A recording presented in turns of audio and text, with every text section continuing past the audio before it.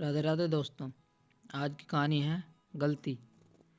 चटाक चटाक जैसे ही थप्पड़ नेहा के गाल पर पड़े, नेहा के हाथ में जो जूस की ट्रे थी वह दूर जाकर गिरी। ट्रे में रखे सभी कांच के गिलास के टुकड़े टुकड़े हो चुके थे। हर तरफ फर्श पर टूटे हुए कांच के गिलास के टुकड़े पड़े थे और नेहा भी फर्श पर एक तरफ गिरी पड़ी थी। नेहा को कुछ होश नहीं था। कुछ पल के लिए नेहा का दिमाग सुन्न हो गया। शायद थप्पड़ बहुत जोर से पड़ा था या वह उस थप्पड़ के लिए तैयार नहीं थी। उस थप्पड़ की गूंज से पूरे घर में शांति छा गई थी। किसी के भी मुंह से एक शब्द नहीं निकला। नेहा के सासू माँ के चेहरे पर एक कुटिल मुस्कान थी, जैसे थप्पड़ मारकर उनके बेटे ने कोई जंग जीत ली हो। सास की सारी सहेलियाँ जो किट्टी पार्टी में थी, वो सब हैरानी से कभी नेहा की सास तो कभी उसके पति अनुराग को देख रही थी, पर किसी ने भी आगे बढ़कर नेहा को उठाने की कोशिश नहीं की। जब उसका थोड़ा दिमाग सही हुआ और वह होश में आई तो वह खुद ही खड़ी हो गई। उसने देखा धीरे धीरे उसकी सास की सारी सहेलियाँ जाने लगी, क्योंकि कोई भी दूसरों के घर में टांग नहीं अड़ाना चाहता। यही सोचकर सब वहाँ से निकल गई। जैसे ही नेहा खड़ी हुई वैसे ही अनुराग चिल्लाते हुए बोला, तू घर के बाहर किससे पूछ कर गई? बहुत ज़्यादा मौज मस्ती करने का तुझे शौक है। अगर तुझे इस घर में रहना है तो इज्जत से रह, वरना शौक उतारना मुझे अच्छे से आता है। अनुराग अभी भी उसकी तरफ गुस्से से घूर रहा था, इसलिए वह उससे कुछ नहीं बोल पाई। फिर अनुराग अपना गुस्सा दिखाकर घर से बाहर निकल गया और सासू जी को तो उससे कोई हमदर्दी ही नहीं थी। वही तो थी जिसके कलेजे को सबसे ज़्यादा ठंडक पहुंची थी, क्योंकि वही थी जिन्होंने अनुराग को फ़ोन करके बताया था कि तुम्हारी बीवी तुझे बिना बताए घर से बाहर गई थी।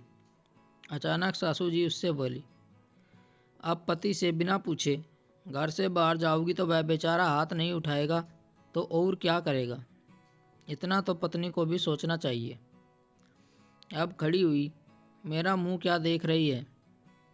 फटाफट कांच के बिखरे हुए टुकड़े उठा और अपना काम कर, कहकर सास अपने कमरे में चली गई।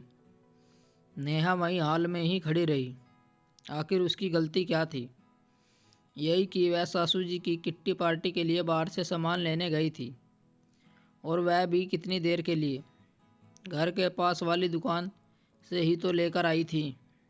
देर वाली बात सास ने ही अनुराग को फ़ोन करके बताई थी, पर यह बात तो वह अपनी सास को बता कर गई थी।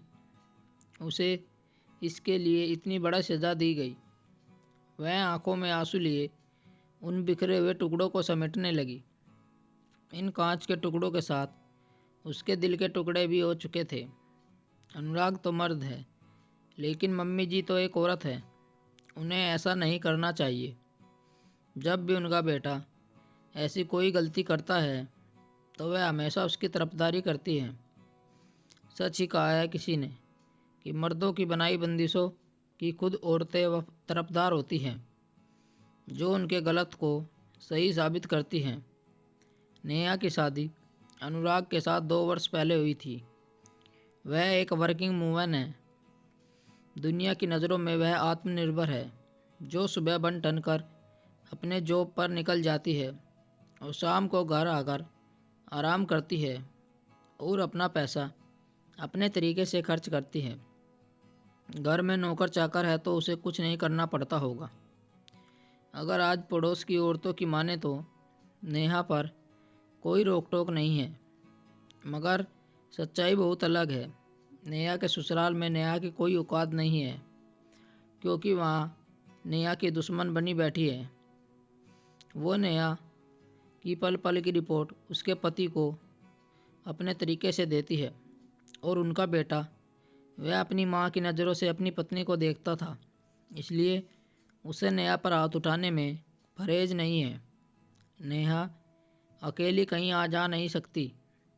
अगर उसे थोड़ा सा भी ऑफिस में आने लेट हो जाए तो उसका पति वहीं पहुंच जाता है, और जब वह ऑफिस से बाहर निकल कर आती है तो वहीं लोगों के सामने उसकी इज्जत का फालूदा बना देता है। आगे की कहानी अगले भाग में बताई जाएगी। तब तक हमारे चैनल के साथ जुड़े रहिए। स्टोरी को लेकर आपकी क्या राय है, कमेंट करके हमें बताएं। ऐसी ही और बेहतरीन कहानियों के लिए हमारे चैनल को ज़रूर सब्सक्राइब करें। कहानी सुनने के लिए आप लोगों का बहुत बहुत धन्यवाद। राम राम दोस्तों।